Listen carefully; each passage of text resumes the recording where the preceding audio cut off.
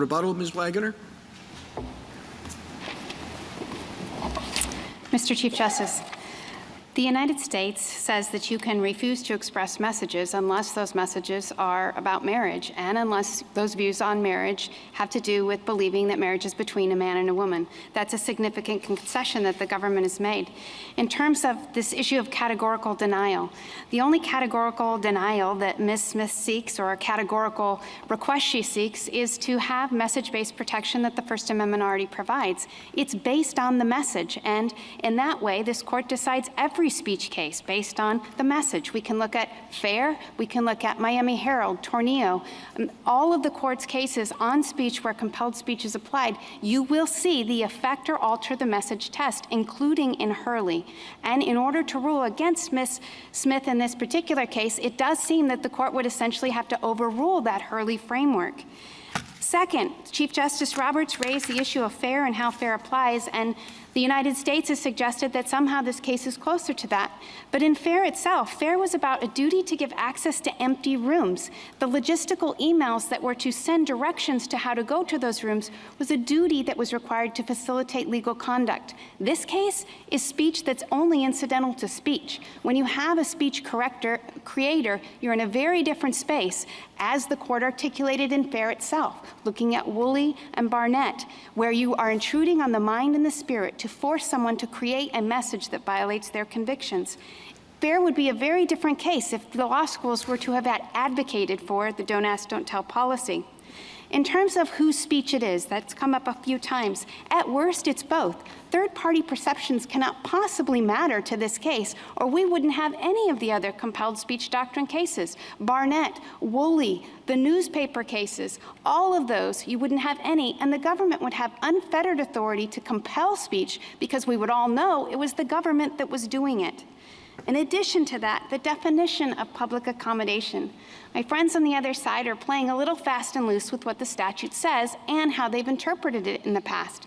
The statute says a place of a public accommodation. On page 41 of Colorado's brief, they say that applies to virtual sales as well, meaning the soccer mom earning some extra income, trying to sell her handmade sign. She's a public accommodation under this law. It is broad, and it would take away First Amendment rights just for opening a business. Certainly, Michelangelo's speech was sold and commissioned, but we would all say it had protection. In addition, the idea that we can't give a bright line. The bright line we give is the line that this court has consistently followed, and I find it ironic in the United States also having to concede they can't give a bright line. For some reason, political speech is protected, but religious speech is not protected under this law. The bright line is the message affected?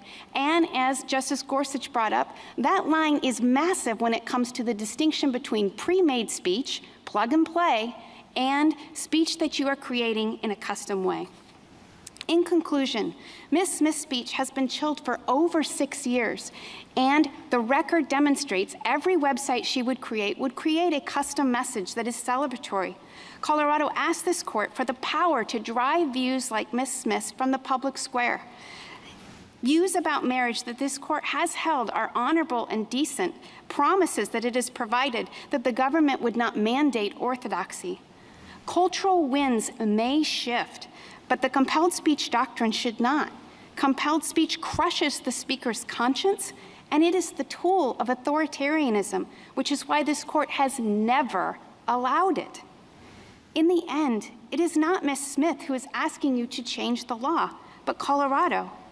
This court should affirm, again, that public accommodation laws cannot be used to compel speech, and this includes artistic expression, photography, painting, calligraphy, and films, forms of media that the lower courts have shockingly refused to recognize as speech when it comes to marriage. And yes, this court should give guidance to limit the cruelty that has been imposed by endless litigation on artists like Jack Phillips.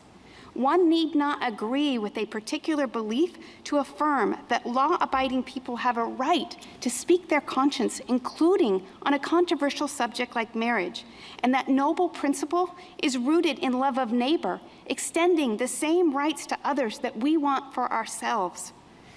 This right to be free from government coercion of speech is also foundational to our self-government, and to the free and fearless pursuit of truth. Thank you. This court should reverse. Thank you, counsel. The case is submitted.